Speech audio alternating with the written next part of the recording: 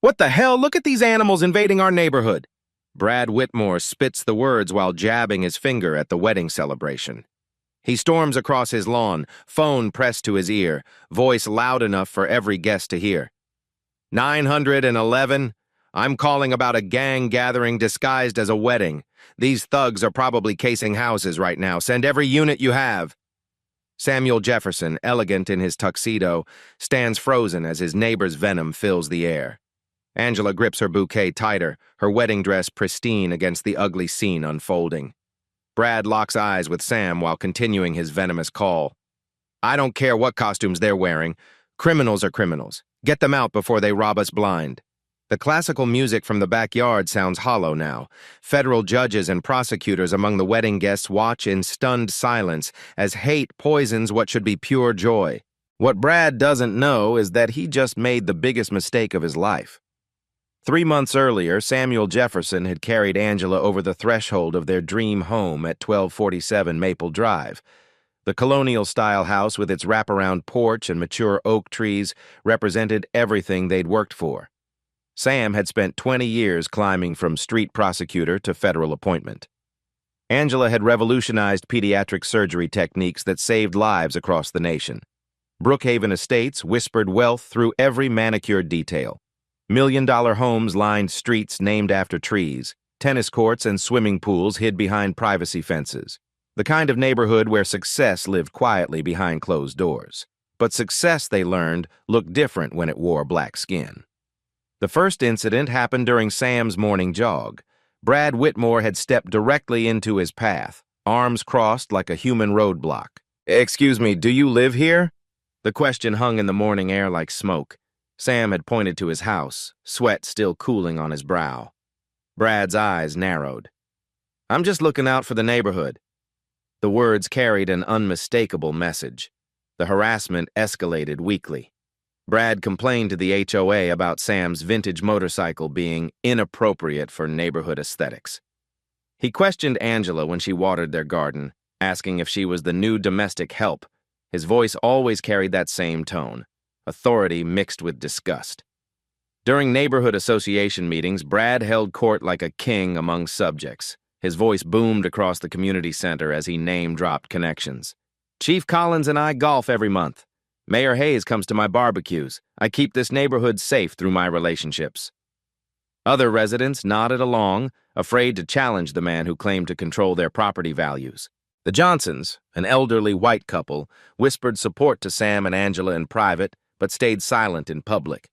Fear of Brad's retaliation kept voices quiet and injustice unchallenged. Sam's federal judicial appointment had been confirmed 3 weeks ago after grueling Senate hearings. 20 years of prosecuting civil rights cases, defending the Constitution, and serving justice had culminated in this honor. He would soon wield the power to shape federal law, to protect the very rights Brad trampled daily. The irony wasn't lost on him. While Brad bragged about knowing local officials, Sam would soon outrank them all in the federal hierarchy. Federal judges served for life, their decisions creating precedents that shaped American law for generations. Angela's medical practice had earned international recognition. Her surgical techniques appeared in medical journals worldwide. She consulted for federal health agencies and spoke at conferences from Boston to Beijing. Yet Brad saw only skin color when he looked at her. Their wedding guest list read like a directory of federal power. Judge Patricia Morrison, Sam's mentor, would fly in from D.C. U.S. Attorney James Davidson had cleared his calendar. Federal marshals, prosecutors, and legal scholars would celebrate love while surrounded by hate. The morning of their wedding, Sam stood in his bedroom adjusting his bow tie. Through the window, he watched vendors transform their backyard into an elegant celebration. White tents billowed in the breeze. String lights waited to twinkle against the evening sky. Flowers created arcs of color across the lawn. Angela emerged from their bathroom, wedding dress flowing like water. 20 years of fighting for justice, and today felt like victory. They had built something beautiful despite the ugliness around them. Are you ready for this? She asked, her voice mixing excitement with concern. Sam kissed her forehead gently. I've been ready my whole life. Outside, Brad paced his lawn like a caged animal. His complaints to city officials had been ignored. The wedding would proceed despite his protests. He watched federal vehicles arrive, their government plates mocking his local connections. The neighborhood buzzed with anticipation and tension. Some residents had bought gifts, choosing love over hate. Others stayed hidden behind curtains, unwilling to choose sides. A few supported Brad's stance, but lacked his courage to act openly. Brad's wife, Patricia, had grown tired of her husband's obsession. Their children avoided coming home, embarrassed by their father's behavior. His real estate business was struggling as word spread about his reputation. Yet pride and prejudice pushed him forward toward his own destruction. As afternoon shadows lengthened, luxury vehicles began arriving. Federal judges stepped onto Maple Drive like dignitaries visiting a foreign land. Their presence transformed the suburban street into something approaching a state occasion. The stage was set for a collision between hate and justice, between local prejudice and federal power. Brad Whitmore was about to learn that some battles cannot be won through connections and intimidation. He was about to discover the true meaning of federal authority. The wedding ceremony reaches its peak as Sam and Angela exchange vows beneath a flower-covered arch. Angela's voice trembles with emotion as she promises to love Sam through every challenge life brings. The words feel prophetic in the golden afternoon light. Brad Whitmore can't contain himself any longer. He storms to his phone, dialing with shaking fingers. His voice carries across the peaceful gathering like a battle cry. 911? This is Bradley Whitmore, president of Brookhaven Estates HOA. I'm reporting major criminal activity at 1247 Maple Drive. Large group of suspicious individuals, expensive vehicles that clearly don't belong to these people. This looks like gang activity disguised as a wedding. His words drip with calculated malice. Every phrase is designed to trigger maximum police response. He paces his lawn like a predator circling prey, his expensive loafers crushing perfectly manicured grass. I personally know Police Chief Collins and Mayor Hayes. They golf at my club every Sunday. I donate $50,000 annually to police charities. Chief Collins personally assured me that complaints from Brookhaven Estates receive priority attention. These officers better take this seriously, or there will be consequences. Brad's voice rises with each claim, ensuring wedding guests hear every venomous word. He wants them to understand his power, his connections, his ability to destroy their celebration. The emergency dispatcher's voice crackles through radio static. All units priority call Brookhaven Estates. Complaint reports large gathering, possible criminal activity, suspected narcotics. Complainant identified as HOA president with verified city connections. Officer Rebecca Martinez glances at her partner, young Sergeant David Carter, as their cruiser speeds toward the address. The siren wails through suburban silence like a banshee announcing doom. Something's wrong here, David. That address belongs to Samuel Jefferson. He's a federal prosecutor. This call doesn't make sense. Chen's jaw tightens with rookie determination. His knuckles whiten on the steering wheel. Doesn't matter who lives there, Rebecca. We respond to all calls equally. The complainant has serious city connections. Their police cruiser rounds the corner just as Sam lifts Angela's veil for their first kiss as husband and wife. The timing feels cruelly deliberate. Red and blue lights slice through the romantic atmosphere like knives through silk. Wedding guests freeze mid-applause. Champagne glasses pause halfway to lips. Children hide behind their parents as the cruiser's spotlight sweeps across the celebration like a prison searchlight. The classical quartet's music dies to awkward silence. Brad rushes toward the arriving officers, his face flushed with vindication. His expensive shoes crunch on gravel as he approaches like a prosecutor presenting damning evidence to a jury. Thank God you're here. I've been monitoring this suspicious activity for hours. Look at this chaos.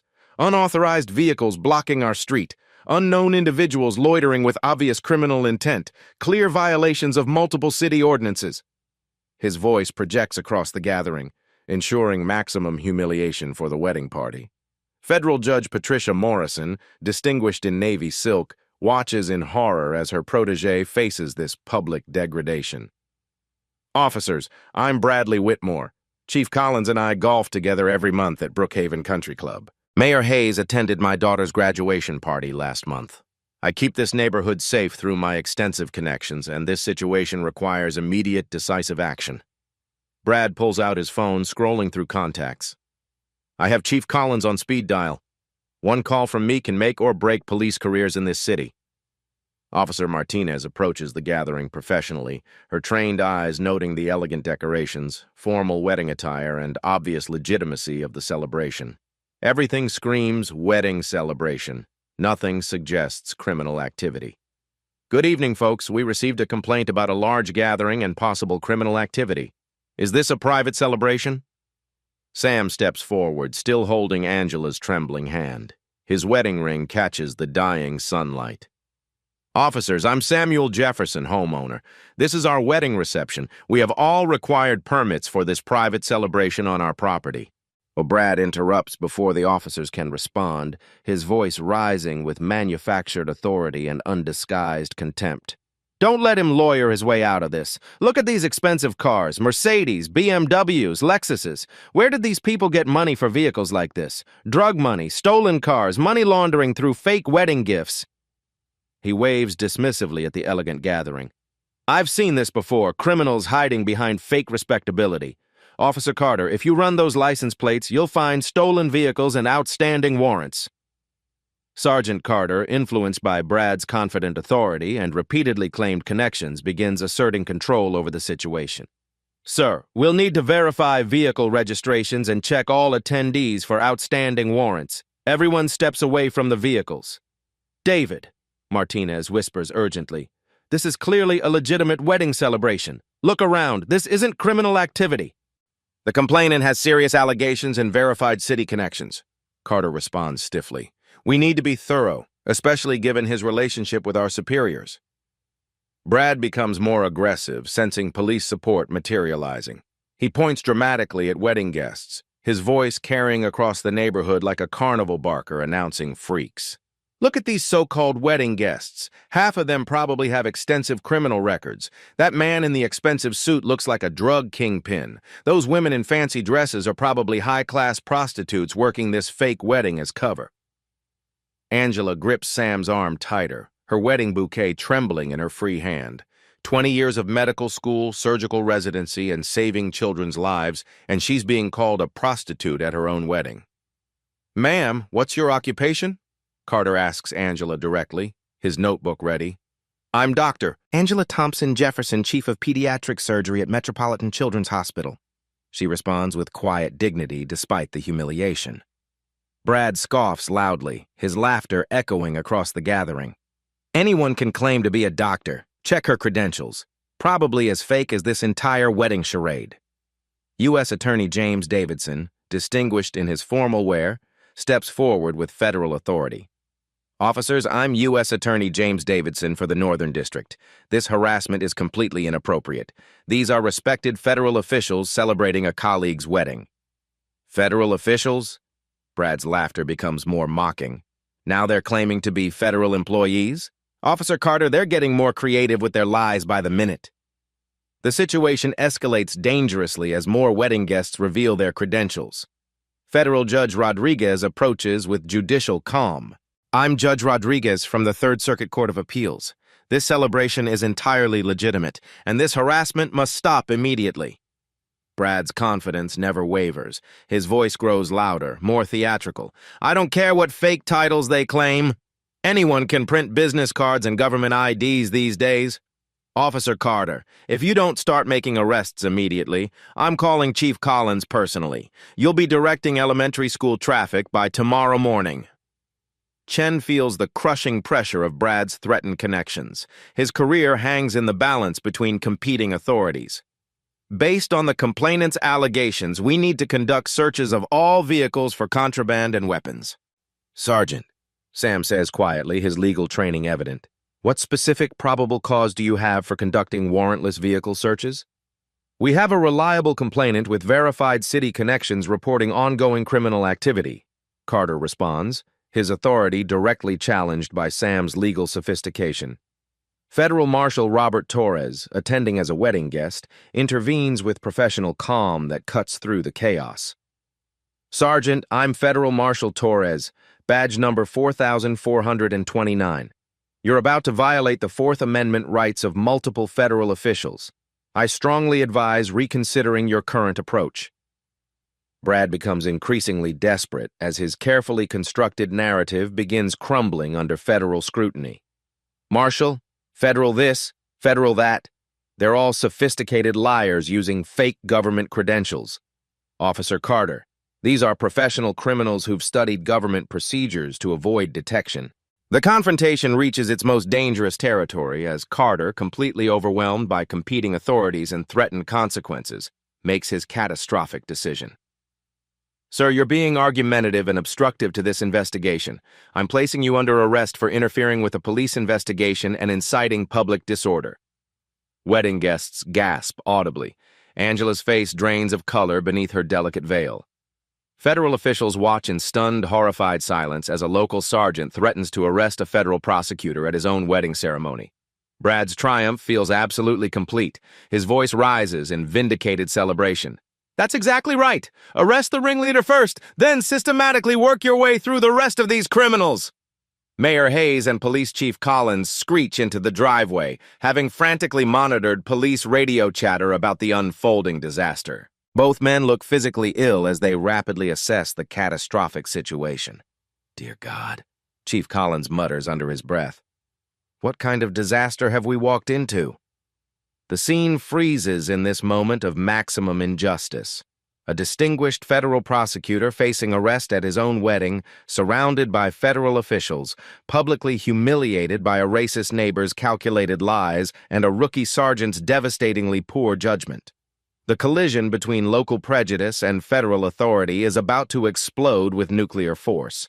Brad's confidence reaches intoxicating heights as he watches Sergeant Carter prepare handcuffs. He struts across his lawn like a conquering general, his voice booming with authority that carries across the entire neighborhood. Finally, some real police work. Officer Carter, I want you to know that Chief Collins will hear about your excellent performance tonight. You're exactly the kind of officer this city needs. Brad pulls out his phone with theatrical flourish, scrolling through contacts for maximum effect. See this?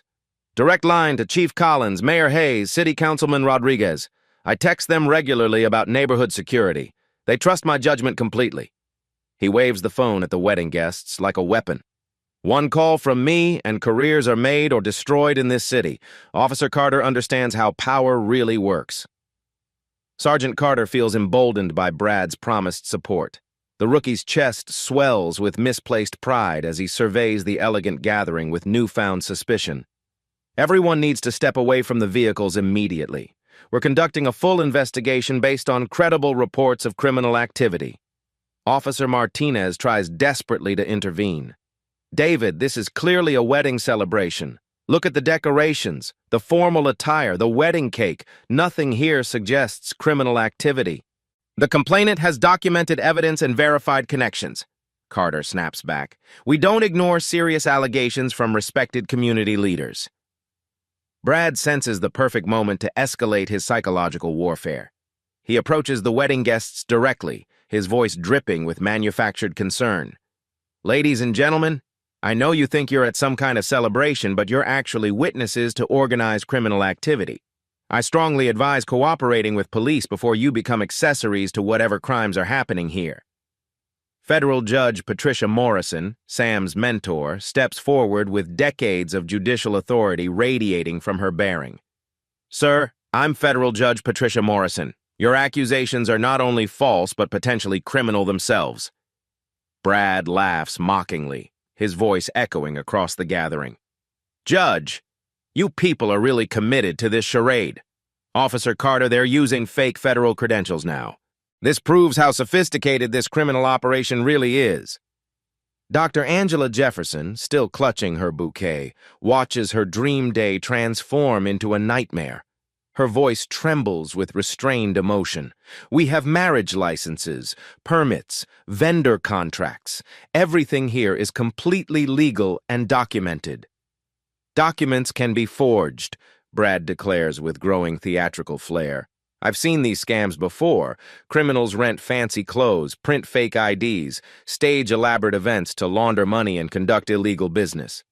He points dramatically at the wedding photographer. Look, they're recording everything for intelligence purposes, probably mapping the neighborhood for future break-ins. Officer Carter, you should confiscate all cameras and phones as evidence. The photographer, a nervous young man named Marcus, lowers his camera with shaking hands. "Sir, I'm just documenting their wedding day.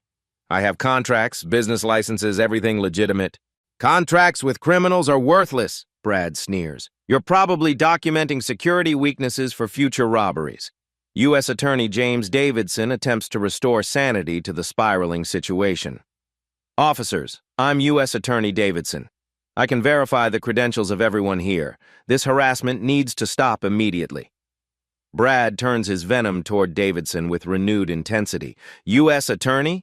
These fake titles are getting more elaborate. Officer Carter, they're obviously trying to intimidate you with phony federal authority. Don't let them manipulate you." Chen, completely overwhelmed and clinging to Brad's promised protection, makes increasingly dangerous decisions. Everyone needs to produce identification for warrant checks. Anyone refusing will be arrested for obstruction. Federal Marshal Robert Torres steps forward, his badge gleaming in the evening light. "Sergeant, I'm Federal Marshal Torres. You're violating the constitutional rights of federal officials based on demonstrably false allegations." "Another fake federal marshal!" Brad's voice rises to near hysteria. "Officer Carter, they've obviously studied law enforcement procedures. This is exactly what sophisticated criminal organizations do: impersonate federal agents to avoid arrest." The situation spirals further as Brad becomes increasingly unhinged. His face reddens with exertion as he paces frantically, pointing at different wedding guests. "Look at those children, probably trained pickpockets, those elderly people. Perfect cover for drug smuggling operations. Officer Carter, you need to search everyone thoroughly." 8-year-old Emma Thompson, Angela's niece and flower girl, begins crying as Brad's accusations target her directly. Her white dress and flower crown make her look like an innocent angel, but Brad's paranoia sees only criminal potential. "That little girl is probably carrying drugs or weapons. Children are perfect mules because police don't suspect them. Officer Carter, search her immediately." Angela rushes to protect her niece, her wedding dress flowing as she kneels beside the terrified child. "Emma's 8 years old. She's my flower girl. How dare you accuse a child of criminal activity?" "Fake emotion," Brad shouts triumphantly. "Classic criminal manipulation. Officer Carter, don't let them use children as human shields." The wedding guests begin showing signs of genuine fear. Elderly relatives whisper prayers. Young adults start recording the incident on phones. The elegant celebration transforms into something resembling a police raid. Sam's grandfather, 90-year-old Reverend Thomas Jefferson, approaches with the dignity of a civil rights veteran. His frail voice carries decades of wisdom and pain. "Son, I've seen this hatred before. In Montgomery, in Selma, in Birmingham, the uniforms and excuses change, but the hatred stays the same." Brad turns his fury toward the elderly minister with shocking cruelty. "Fake Reverend playing the victim card. Officer Carter, this is classic criminal psychology, using elderly accomplices to generate sympathy and avoid prosecution." The Reverend's words cut through Brad's rage like a sword through darkness. "Young man, you're walking down a very dangerous path. Hatred destroys the hater more than the hated." "Philosophical manipulation," Brad screams, completely losing rational control. "Officer Carter, this proves they're sophisticated criminals using psychological warfare. Arrest them all before they escape." Chen, thoroughly poisoned by Brad's paranoia, makes his most devastating decision. "I'm calling for backup units. This situation requires crowd control and systematic arrests." Officer Martinez makes one final desperate attempt to prevent catastrophe. "David, we have no probable cause for arrests. These accusations are obviously false. We need to de-escalate immediately." "The complainant has documented criminal activity," Carter responds with robotic authority. His connections to city leadership verify his credibility. "We're proceeding with full investigation and arrests." Brad's triumph reaches its peak as police sirens wail in the distance. Additional units respond to Carter's backup request, their red and blue lights painting the elegant neighborhood in harsh, threatening colors.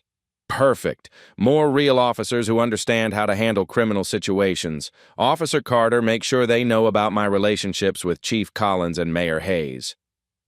The arriving officers survey the scene with growing confusion. Wedding decorations, formal attire, and obvious celebration clash violently with dispatch reports of criminal activity and gang violence. Sergeant Williams, a veteran officer, approaches Carter with concern etched across his weathered face. Chen, what exactly are we looking at here? This looks like a wedding celebration.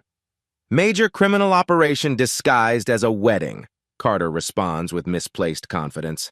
The complainant has verified city connections and documented evidence of ongoing criminal activity.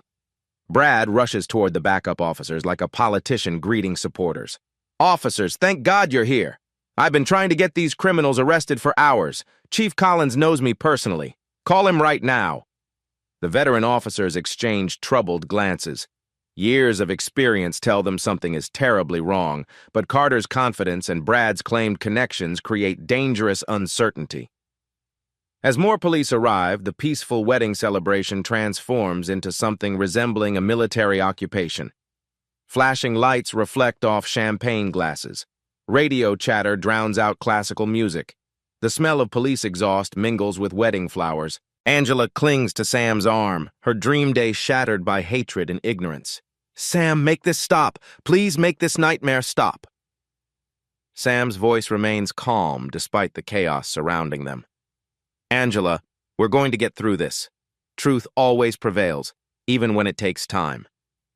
But even Sam cannot imagine how dramatically and completely the truth is about to explode across this scene of injustice. Mayor Hayes and Police Chief Collins sit in their emergency vehicle, monitoring radio traffic with growing horror. The political implications of this disaster begin crystallizing in their minds. Bob, the mayor whispers to the police chief, if this is what I think it is, we're looking at a federal civil rights catastrophe. Chief Collins stares at his radio with the expression of a man watching his career evaporate. We need to get there now. This could destroy the entire department. The stage is set for the most dramatic reversal in the history of Brookhaven Estates. As Sergeant Carter raises his handcuffs toward Sam's wrists, Federal Judge Patricia Morrison's voice cuts through the chaos like a lightning bolt. Sergeant Carter, stop immediately! You're about to arrest the newly confirmed Federal District Judge for the Northern District.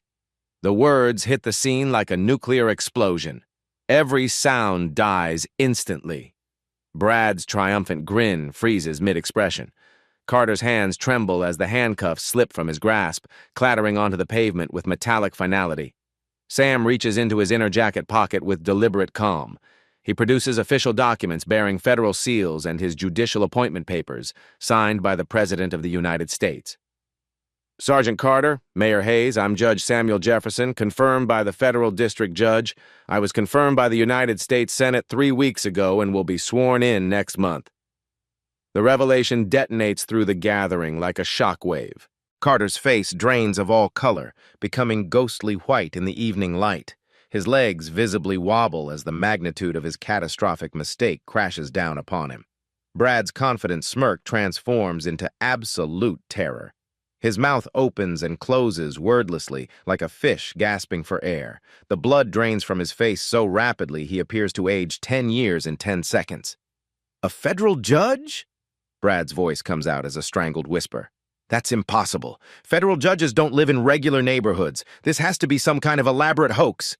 His hands shake uncontrollably as reality destroys his carefully constructed worldview. Federal judges live in Washington. They don't buy houses in suburban neighborhoods like normal people. Judge Morrison steps forward with the full weight of federal authority. Mr. Whitmore, federal judges live in communities across America. What's very real is that you've just filed false police reports against a federal official, which is a serious federal crime. Sam's voice remains perfectly controlled, judicial temperament intact despite the personal humiliation he's endured. Mr. Whitmore, you've accused federal officials of criminal activity, demanded illegal searches, and attempted to have me arrested at my own wedding.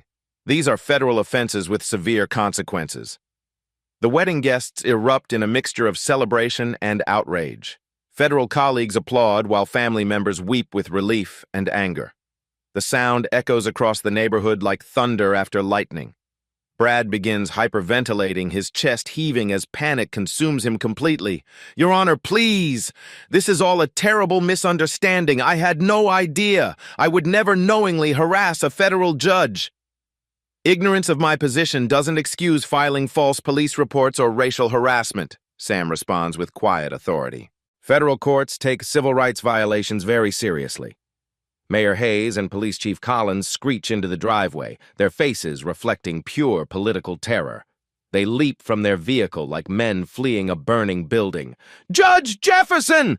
Mayor Hayes rushes forward, his voice cracking with desperation. "On behalf of the entire city, I offer our deepest, most sincere apologies. This is a complete catastrophe of justice." Police Chief Collins looks physically ill as he surveys the disaster. "Your Honor, Sergeant Carter is suspended immediately, effective this instant. This department will cooperate fully with any federal investigation." Chen's career evaporates before his eyes. His badge feels like lead in his pocket as the weight of federal consequences crushes his future. "Your Honor, I destroyed my entire career because I listened to false accusations. I have no excuse for my actions." U.S. Attorney Davidson steps forward with prosecutorial authority. "Judge Jefferson, this incident involves clear violations of federal civil rights statutes. The FBI will conduct a comprehensive investigation into this harassment." Brad becomes increasingly frantic as the federal machinery begins grinding toward him. "Your Honor, I have a family, a business. I made one mistake. Please don't destroy my entire life over this misunderstanding."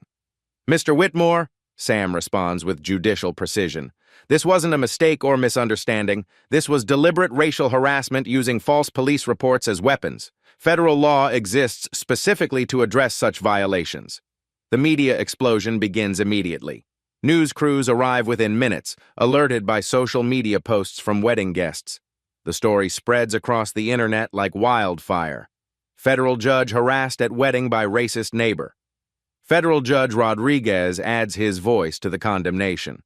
"Judge Jefferson, this harassment occurred in front of multiple federal officials. We have dozens of federal witnesses to these civil rights violations. The complete power reversal becomes starkly visible." Sam, the intended victim, now towers over the scene with federal authority. Brad, the aggressor, cowers in the shadow of federal prosecution. Carter, the enforcer, faces career destruction and potential federal charges. Brad's phone begins ringing incessantly as his claimed connections distance themselves from the disaster. Mayor Hayes and Chief Collins, the very people Brad name-dropped, now grovel before their federal superior. "I need to call my lawyer," Brad whispers, his voice barely audible. "I need to call my lawyer right now." "That would be wise," Sam responds with judicial calm. "You'll need excellent legal representation for federal court." The wedding photographer, no longer afraid, begins documenting the historic reversal. The contrast is breathtaking. Sam standing with quiet dignity while Brad collapses under the weight of his own hatred. Angela approaches her husband, her wedding dress pristine despite the chaos around them. "Sam, our wedding day became something more important than we ever imagined." Sam takes her hand gently. "Sometimes justice arrives in unexpected ways, Angela. This incident will help protect other families from experiencing what we endured today." The neighborhood watches through windows as federal authority asserts itself over local prejudice. Property values won't decline. They'll increase due to association with federal judicial prestige. Brad's real estate empire begins crumbling in real time as clients cancel contracts via frantic phone calls. His social media feeds explode with condemnation as videos of his harassment go viral nationally. The transformation is complete and irreversible. The person Brad tried to humiliate and remove from his neighborhood will soon have the power to shape civil rights law for the entire federal district for decades to come. Federal justice has arrived in Brookhaven Estates, and it wears Sam Jefferson's face. Brad Whitmore's complete psychological collapse unfolds in real time as federal reality crushes his racist delusions. His knees buckle, forcing him to grip his mailbox for support. Sweat pours down his face despite the cool evening air. "Your Honor, please! I'm begging you!" His voice cracks like a teenager's, all authority evaporated. "I didn't know who you were. My business, my family. Please don't destroy my entire life over one terrible mistake." Sam maintains perfect judicial composure despite the personal humiliation. "Mr. Whitmore, filing false police reports against federal officials isn't a mistake. It's a calculated federal crime. Federal prosecutors will determine the consequences." Mayor Hayes rushes between them like a desperate peacemaker, his political career flashing before his eyes. "Judge Jefferson, the city accepts full responsibility." We're implementing immediate policy changes and will cooperate with any federal investigation. Police Chief Collins moves with military precision. Judge Jefferson, Sergeant Carter is terminated immediately for civil rights violations. Security will escort him from the premises within the hour. Chen's law enforcement career dies with public humiliation. His badge hits the pavement like a gunshot. Your Honor, I destroyed 20 years of police work because I chose prejudice over justice. U.S. Attorney Davidson steps forward with prosecutorial authority. Judge Jefferson, the Department of Justice will investigate this as a federal civil rights violation. Mr. Whitmore will face federal charges. Brad's remaining color drains completely. Federal charges? I can't go to federal prison. I have children. You should have considered those consequences before weaponizing the police. Angela responds with surgical precision.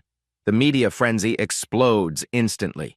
News vans screech into the neighborhood like ambulances. Reporters leap from vehicles, cameras rolling. This is Sarah Carter reporting live from Brookhaven Estates, where a federal judge's wedding was disrupted by racially motivated false police reports. Social media ignites like gasoline touched by flame. #Federal Judge Justice trends within minutes as video clips receive thousands of shares. Neighbor relations transform dramatically. The Johnsons rush from their house carrying flowers. Judge Jefferson, we're ashamed we didn't speak up sooner. This neighborhood is honored to have you. Several neighbors who'd supported Brad began frantic damage control. Mrs. Patterson approaches with terror. Judge Jefferson, I never supported Brad's behavior. I was afraid to speak up. Brad's professional collapse accelerates like an avalanche. His phone buzzes with contract cancellations. Real estate clients flee like refugees. Whitmore Realty is finished, he whispers. 20 years building this business, destroyed in one afternoon. Patricia Whitmore makes her decisive choice, approaching with genuine dignity. Judge Jefferson, I'm filing for divorce immediately. My husband's racism doesn't represent my values. She removes her wedding ring with finality. I won't let his hatred destroy our children's future. Federal marshals arrive to provide security. Their presence transforms the wedding from victim gathering to protected federal event. Marshal Torres coordinates protection efficiently.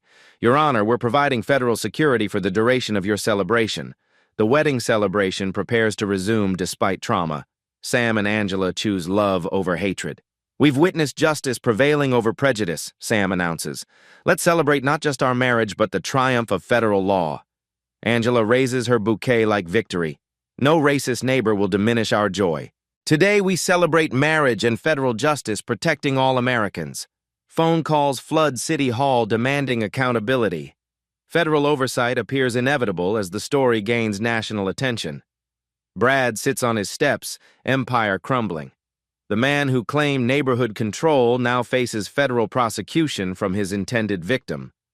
Federal justice moves swiftly, setting the stage for expanded consequences that will reshape civil rights enforcement. 2 weeks later, the Department of Justice launches a comprehensive federal investigation with unprecedented resources. FBI Special Agent Sarah Williams leads a team of civil rights investigators who descend on Brad's life like digital archaeologists excavating hatred. Mr. Whitmore, you're being charged with federal civil rights violations, filing false reports to federal investigators, and conspiracy to violate the constitutional rights of federal officials, Agent Williams announces in the sterile federal building conference room. The investigation reveals Brad's extensive pattern of discrimination.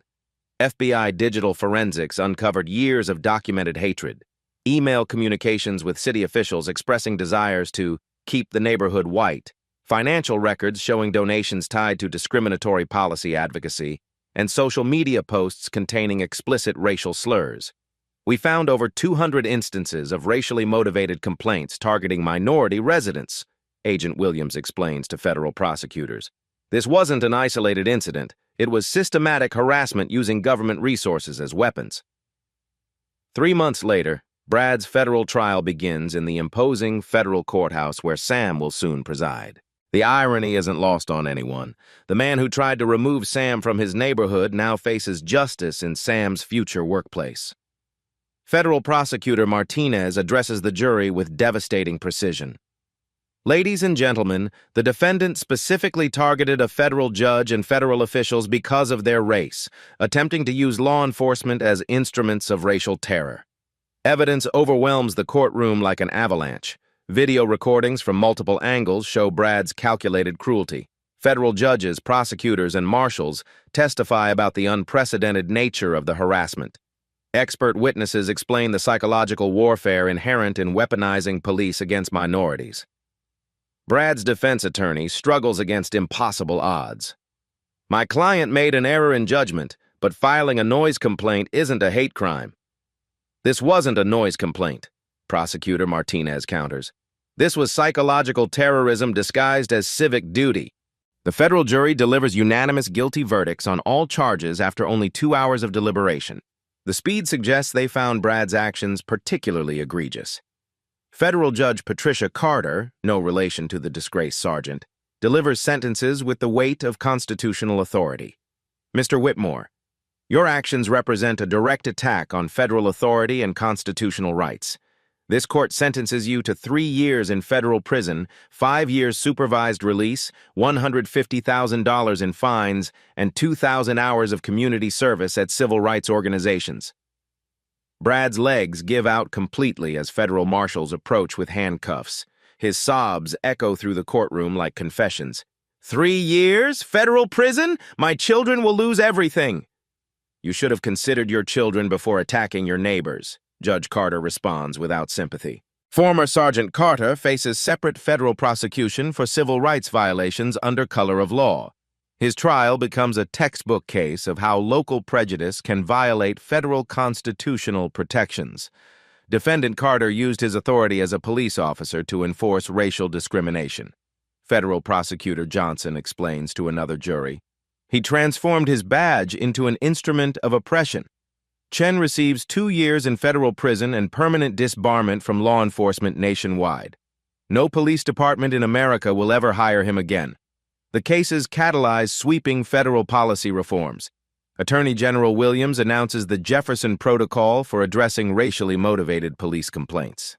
The Jefferson case demonstrates why we need federal oversight of local law enforcement responses to discrimination, the Attorney General declares at a national press conference. New federal mandates include mandatory federal civil rights training for all police departments receiving federal funding, federal monitoring of 911 systems for racially motivated calls, Department of Justice oversight of police departments with discrimination patterns, and federal grants for community policing programs. Sam and Angela file a comprehensive federal civil lawsuit seeking both damages and systemic reform. Civil rights attorney Robert Jackson represents them in federal court. This case seeks not just compensation for our clients, but fundamental changes to prevent federal officials from facing racial harassment in their communities, Jackson argues before federal Judge Morrison. The federal court awarded unprecedented damages, $3. $5 million in compensatory damages, $7 million in punitive damages, mandatory sensitivity training for the entire police department, federal monitoring of city policies for 7 years, and creation of a federal civil rights ombudsman position. The case establishes groundbreaking federal precedents. Law schools across America add Jefferson v. Whitmore to their civil rights curricula. Police academies incorporate the case into mandatory bias training programs. Civil rights historian Dr. Washington analyzes the case's significance. Jefferson established new protections for federal officials from racially motivated harassment and demonstrated how local prejudice threatens federal authority. Congressional response is swift and decisive. Senator Rodriguez sponsors the Federal Officials Protection Act, inspired directly by Sam's experience. No federal judge, prosecutor, or official should face racial harassment in their communities, Senator Rodriguez declares during floor debate. This legislation ensures federal protection follows federal officials home. The law passes with overwhelming bipartisan support, creating enhanced penalties for targeting federal officials and establishing rapid federal response teams for civil rights violations. International attention follows as human rights organizations study the case. United Nations Civil Rights Commissioner Lopez cites Jefferson as demonstrating how federal systems can protect minority rights when local authorities fail. Brad's complete destruction becomes a cautionary tale. Federal conviction triggers cascading consequences. Real estate license permanently revoked, business assets seized for fines and damages, social ostracism from former associates, and children requiring therapy for trauma and shame. His former country club revokes membership. Political allies publicly condemn his actions. Business partners dissolve all associations. The man who claimed to control the neighborhood becomes its pariah. Community transformation accelerates under federal oversight. Brookhaven Estates receives federal grants for diversity programs and designation as a federal civil rights heritage site. Property values increase due to federal attention and judicial prestige. Judge Jefferson's confirmation ceremony occurs 6 months later in the same federal courthouse where Brad was convicted. The symbolism resonates nationally as news coverage highlights the journey from wedding harassment to judicial authority. Having experienced discrimination firsthand, this court understands the urgent need for federal civil rights protection, Judge Jefferson states during his first major ruling, establishing precedent that protects minority professionals nationwide. His judicial decisions create binding precedents for federal courts across America, expanded interpretation of civil rights statutes, enhanced protection for minority federal employees, stricter enforcement of anti-discrimination laws, and federal oversight of local government discrimination. The case influences international policy as foreign governments study American federal civil rights enforcement. Academic conferences worldwide examine how federal authority can protect minorities from local persecution. Educational institutions revolutionize civil rights training. The Jefferson Standard becomes the benchmark for federal civil rights protection. Scholarship programs support minority students pursuing federal careers. 1 year later, the transformation is complete. Federal oversight ensures sustainable change, annual audits prevent discrimination, and ongoing monitoring protects civil rights. The neighborhood that once harbored systematic racism becomes a model for federal civil rights enforcement. Brad serves his federal sentence while Sam shapes civil rights law that will protect Americans for generations. The contrast between their fates illustrates how federal justice transforms both perpetrators and victims. Federal power, properly applied, created systemic change that prevents future incidents through institutional reform, proving that individual courage can trigger federal protection for entire communities. 2 years later, Judge Samuel Jefferson presided over civil rights cases in the imposing federal courthouse. Morning sunlight streams through tall windows, illuminating scales of justice carved into marble walls. People ask if that wedding day changed me, Judge Jefferson reflects. Experiencing injustice while knowing I'd soon have federal power taught me that justice delayed is justice denied. Dr. Angela Jefferson leveraged their trauma into national change. Her office displays federal appointments, Surgeon General's Advisory Committee, Federal Health Equity Task Force, National Civil Rights Board. Our wedding trauma became a catalyst for federal health care protection, Angela tells medical students. I ensure minority communities receive federal safeguards that local prejudice can't undermine. Judge Jefferson's courtroom became a civil rights landmark. His rulings create binding precedents protecting Americans nationwide. Legal scholars study his opinions while international delegations observe federal civil rights enforcement. Brad Whitmore serves his 3rd year in federal prison. The empire completely destroyed. Orange jumpsuit replacing expensive suits, he speaks to police recruits about racism's consequences. I destroyed everything because I couldn't accept black success, Brad tells officers, voice hollow. I lost family, business, freedom, reputation because I chose hatred over humanity. His real estate collapsed under federal investigation. Wife and children relocated, changing names to escape association. He became a case study in federal prosecution, mugshot appearing in training materials. Former Sergeant Carter works with Justice Department training officers after serving federal time. His career destruction warns law enforcement about constitutional violations. My actions violated federal law and nearly destroyed innocent people, Carter addresses academies. I prevent other officers from making catastrophic mistakes. The Jefferson case created permanent federal changes. The Jefferson Protocol screens racially motivated calls. Federal teams investigate civil rights violations immediately. Justice Department oversight monitors police in integrated communities. Congressional legislation established enhanced protection for minority professionals. Federal funding supports integrated development, rapid response teams, and bias prevention education. Brookhaven Estates transformed into a federally recognized model community. International delegations study integration success. Federal incentives attract diverse professionals, creating sustainable integration. Federal power must protect all citizens from local prejudice, Judge Jefferson addresses the National Civil Rights Conference. When we wear robes or carry federal authority, we serve justice for everyone. His judicial legacy creates constitutional protections, enhanced federal safeguards, expedited jurisdiction over harassment, stricter penalties for false reports, comprehensive oversight of local law enforcement. The case influences federal legislation protecting rights across America. Senator Williams champions expanded enforcement, creating systemic change, preventing future incidents. Judge Jefferson's story proves federal institutions can protect rights when local systems fail, the narrator explains. But federal justice requires citizen engagement and vigilance. This story shows how one person's courage can transform federal civil rights protection for millions. Your voice matters in this fight for justice. Subscribe and follow for more stories of justice triumphing over hatred.